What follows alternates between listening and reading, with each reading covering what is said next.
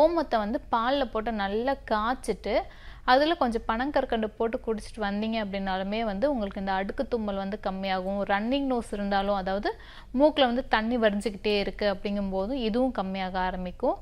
அதே மாதிரி வந்து நம்ம தும்பை கிடைக்கும் இல்லைங்களா, தும்பை பூ கிடைக்கும். நம்ம வீட்டு பக்கத்துலேயே வந்து சின்ன சின்னதாக வந்து வளர்ந்துருக்கும் இல்லைங்களா, அந்த வெள்ளை கலரில் இருக்கும் அந்த பூ.